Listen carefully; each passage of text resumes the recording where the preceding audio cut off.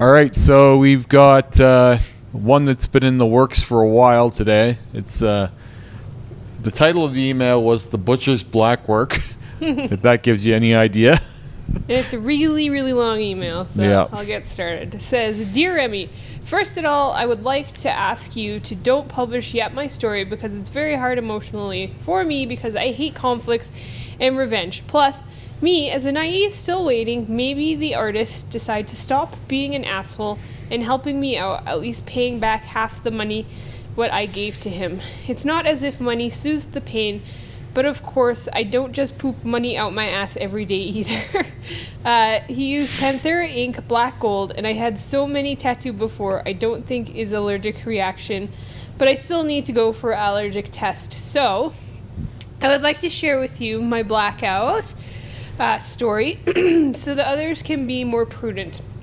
This is my first blackout tattoo of my life, which I have been preparing for a long time. I talked to many artists, but due to my financial situation, I couldn't afford to travel abroad and get tattooed in other country. In my country, people do not make as much money in a month as the daily fee for these artists. Finally, I found a tattoo artist in my country who has a lot of beautiful black work on his social media, and he was also very nice during the personal meeting. I really regret it. Both of my lower legs turned completely black in 2 days, 6 to 6 hours. My mind couldn't handle it, but my mind could handle it, but not my body. That's often the case. I think he should have known this as the tattoo artist who is making the blackout, not me. That's when the real horror began. The next night, I had terrible pain, and 5 days later, my legs started to fester, at which time my doctor prescribed antibiotics. 2 days later, I could no longer walk. The pain was so unbearable. Fortunately, my grandmother lent me her walking frame, and my family pushed me from A to B on the rolling computer chair. Abnormal. More and more ulcer-like, pus-like sores developed on my legs, so I was hospitalized. I was there for a week. I received antibiotics intravenously, and a physiotherapist visited me. A month has passed, but the wounds still haven't healed. I couldn't work at least for 2 months, and on top of that, I developed contact dermatitis from the many medications, 3 weeks of antibiotics, and steroid ointments. The tests at the hospital showed no bacterial or fungal infection. I did the dry healing for 4 days right after the tattoo, but it didn't heal. I totally missed the snake skin healing. After that, I applied aloe vera spray and cream, especially for tattoos morning and night. Probably shouldn't have done that Definitely not. But it didn't matter that much at that point. My skin was already carved out. I've had surgery with cuts before, but the pain I was experiencing till week was incomparable. The price of medicines, hospital care, subsequent treatment costs, and bandages is also very high. My leg is scarred. The tattoo is badly worn everywhere. During such an inflammation, it could not heal well. In the future, it would be necessary to treat the scar. And after that, I am terribly afraid to correct this tattoo. It will be very difficult to trust any tattoo artist after that. The pictures speak for themselves. I don't need to say more. I really hope that many people learn from my story and don't go to anyone who claims to know Blackwork. So the first set of photos says after the hospital. Yeah, so that's crazy that this is after the hospital. I would assume this was before the hospital because it still looks like the infection is raging. But that gives you an idea how bad it must have been. Yeah, and so, like, what are we figuring here? Like, staph infection is what? Yeah, no, this is definitely a staph infection. I don't care if they told you that or not. That's what it is. They didn't tell me that when I had an infection similar to this, but that was definitely what it was. And it took me 2 different types of antibiotics to get rid of mine. And by the end of that 2 months of antibiotics, I had this weird problem with my throat where it burned to swallow. And I can't remember what it was called. Something. I can't remember. It'll come to me. But from all the oral antibiotics I had taken, it actually burned to swallow anything for about a month after that. It's pretty crazy, yeah. So and like leading up to your infection, I mean, you had like all of the symptoms. You had chills. Yeah, just in the last day before I. Yeah, not days before, Yeah, but that like last day. It ramps up really quick. So, like she said, she was on intravenous antibiotics. I probably should have been too, realistically, for mine. But this looks like it might have been even worse. That being said, like, they did way too much. Yeah. Way too much. I mean, 2 legs in what, a day? That's insane. The amount that she did on her leg, her one leg, would have been inadvisable in my opinion. Legs heal different than arms. Especially with Blackwork. This is not like getting like a tattoo with shading and line work on your full back or whatever. This is like completely full different. Saturation is way harder to heal. So to begin with, the artist shouldn't have done that much on one leg, in my opinion. There's going to be someone out there who's like, I did that much. Well, you shouldn't have. Yeah. And second off, to do that on 2 legs is particularly awful. Especially like, I mean, we were talking about this earlier, and you had pointed out how did she walk away? Like, what did they pick her up and drag her away? Well, I don't know exactly what the artist had in mind for her to leave the studio. I don't know if he was thinking, did he give her a wheelchair on the way out? Like, did they carry her out? Did she float? Was she levitating home? Yeah. I'm not exactly sure what the intended way to leave was after doing this to her, being that when I'll get any amount of extensive work on my one leg, I favor that leg for days. Yeah. What was she to do? Like, how was she to carry herself home? Right. And even like, so I have a full color piece on the back of my leg that I got, probably in 2010. From an artist who is really fast and heavy-handed. He warned me, he said, I'm really fast, I'm heavy-handed. This is going to be a tattoo that I'm going to do in like 6 hours, but it's probably more of like a 10-hour tattoo. So whatever, I sat through this tattoo. It healed perfectly fine, didn't get any infection, but my leg was swollen for like a month. Well, I had cankles for like a month. A friend of mine's again, that was just on the back of your calf. Just the back of my calf. So that doesn't wrap the sides and the front. Yeah, I had a nurse friend, and she was like, yeah, like just drink a lot of water. And it was in a lot of pain for actually quite a while. So just that much trauma on the back of my calf. This was done like quite a bit faster, which means he was running his machine faster. There was probably more trauma done there.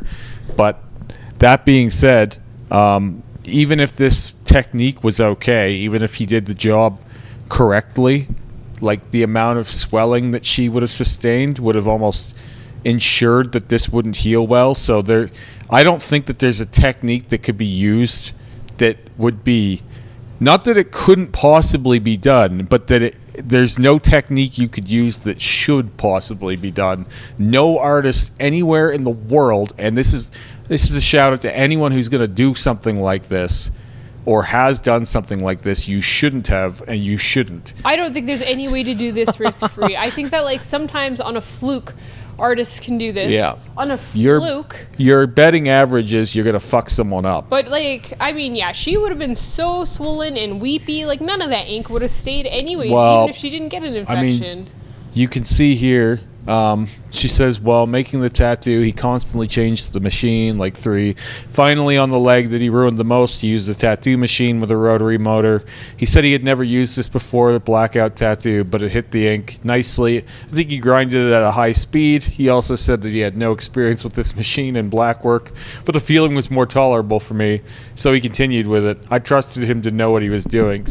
So no one should be practicing when they're blacking you out. Yeah, I feel like, I mean, you can't run in that situation, but for me, that's a huge, and scary red flag. Him saying, "Oh, well, it feels better for you, so let's go with it," is insane, because there's all kinds of things that don't feel that bad in the moment within a tattoo. That's where the artist is supposed to be the one driving. Yeah, you're on adrenaline rush. Because like you can be fucking me up and I don't know it. Yeah, I feel like the person in the chair almost can't be trusted. Well, it's not even just that though. It's also the person in the chair. Like, it hurts either way. Yeah. You don't know whether they're doing damage to your skin. There's no way for you to know. It's like not at Remy's shop that he's running, but at different shops, we've actually seen people faint that didn't. I mean, the artist should have visibly known, but I think they physically did not know that they were feeling faint, right? So you always need to pay attention to the person you're working on. So this is as it's healing up, and you can see that the wounds are coming together, and in the places that were most broken out, there will be almost no ink and mostly just scar tissue. Crazy scar tissue. But these pockets here, they will seal up, and they'll be kind of red for a while, and then they'll kind of turn to this weird beigey, like almost off green color. That's basically just infection scars. And they look particularly different than regular tattoo scars. Yeah. Like they have a different look to them. Because because they go through more layers of the skin. Right. Infection kind of, it gets down deeper. And so when those heal up, there's almost nothing left.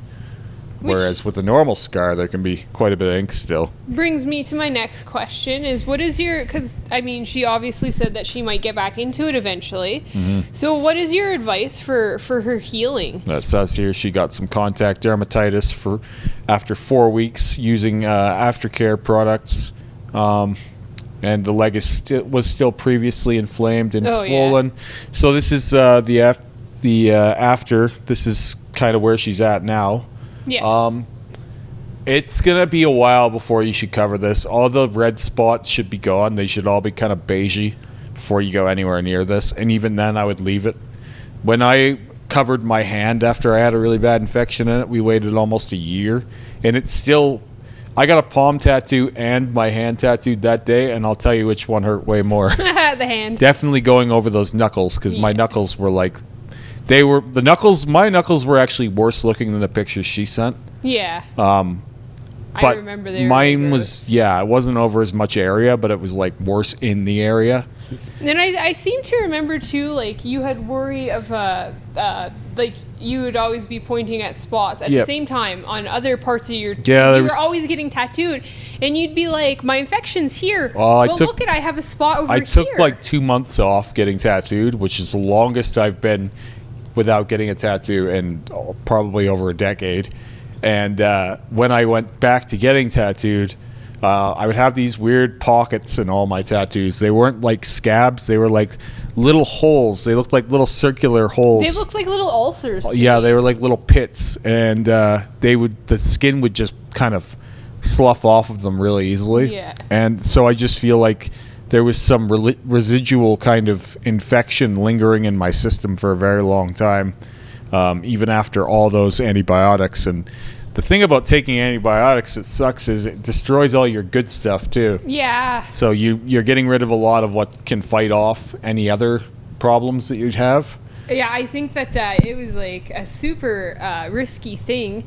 Yeah. Because, I mean, you never get sick anyways, but I think if you were going to get sick, like sick, you would have gotten sick then. Yeah, that's the thing. I have a pretty good immune system, but I think I beat the hell out of it when I was on all those antibiotics, and so I'm very hesitant to take those now, and I don't like anything that's going to compromise my immune system. Yeah. That being said, I really do believe there's a case to be made for, like, this guy did a form of malpractice, or like if this had potentially killed her, is that manslaughter? That's something I wonder. Like, as a professional tattoo artist, you should know not to do that much damage to someone in a session. Even with them pushing you to do it, I would still refuse. Doesn't matter what the customer says. Like here, we do Blackwork quite often. All the artists here at the shop have dabbled in Blackwork at some point or will.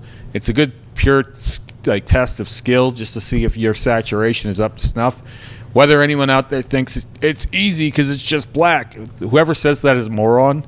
It is the most trauma, the fastest you can do it to someone, and if you can't do it in a way that works, then you'll see every flaw in the work, and you'll potentially fuck someone up. So it is a high-level skill, and here at the shop, we kind of limit it to 2 to 3 hours. Yeah. Like, get as much as you can do in 2 to 3 hours, then cut it off. Right. It doesn't matter whether the customer's feeling good or not. To me, I think that's the smartest way to do it. We're not going for one-shot blackouts and fucking nonsense you see on social media. All that stuff is haphazard, crazy bullshit, and half of the time it ends up looking way worse than it needed to because you were in a hurry. So, and any human being, I mean, like this person probably had to go to work. Like, yeah, maximum, 2 months she couldn't work, she said. But maximum she could maybe have a couple days off thinking, oh, I'm going to heal my tattoo. I think even most people don't even take time off for these things. With your legs, I mean, especially with that much trauma, I mean, a week off your feet, and he probably didn't even suggest to stay off her feet. That's why, like, when me and Rick were doing my leg blackouts, we did a band at a time. Yeah. It was a decent sized band every time. Because then you weren't breaking yourself for work. Well, I could still go to work the next day. Yeah. I didn't get too swollen. People don't like the long road, but it is the safe road. It is. And things like this not only are not okay, but the artist just shouldn't be doing that. Yeah, this it's to anyone. Life-threatening. So I don't care if she did some strange things during her healing. I don't think she took care of this perfectly well. But then again, I don't think she had a chance to either. I don't think it was possible for her to. And the artist here, if this was in a court of, and we had a jury, I would put this one on the artist. Yeah. I think everyone would. I think anytime your black tattoo is still wet, this is something you've discovered. Yeah. Because you were always saying this to me, it looks wet, I'm going to dry heal it, or I'm going to leave it dry. Yeah, you won't put any ointment on it if it's still weeping, and I think that's really good. If it's super, and that doesn't just count with Blackwork, that's with any full color. If it's super weepy, dry it up. Mm-hmm. I do that now with the red out stuff. My head just recently was like an eggshell. Yeah, oh yeah, I was pointing it out last night. I was like, you got this like turtle shell over here, and I mean, this morning it's gone. But yeah, because I shower and most of that dry crispiness went away. Yeah, just but fell like, off. I'm not picking at it, and I'm not over moisturizing it either. No. So what little bit that she did here, I do think that she had some problems in her healing, but I don't think that she was prepared with any good advice to begin with, or given a chance to heal this in a way that this wouldn't happen. Oh yeah, it was set up to fail. Unless he was going to send her home with wings, a wheelchair, and pay for her next like a month couple off weeks of work. Yeah. I don't think she was prepared for what she was inflicted. Because that's the other thing too, is like if you're standing on inflamed legs, it's only going to get worse. You want to lay in bed and put your legs up, elevate them above your heart. And the other thing is just because she asked you for this is not licensed to cripple someone. Yeah, I right? wonder what country they're in. I don't know where they are, but it doesn't matter where you are. You shouldn't do this to someone. And like I said, just her consent is not justification enough to do this. I would consider this malpractice if this was a medical matter, and it basically is, as far as I'm concerned. Yeah, agreed.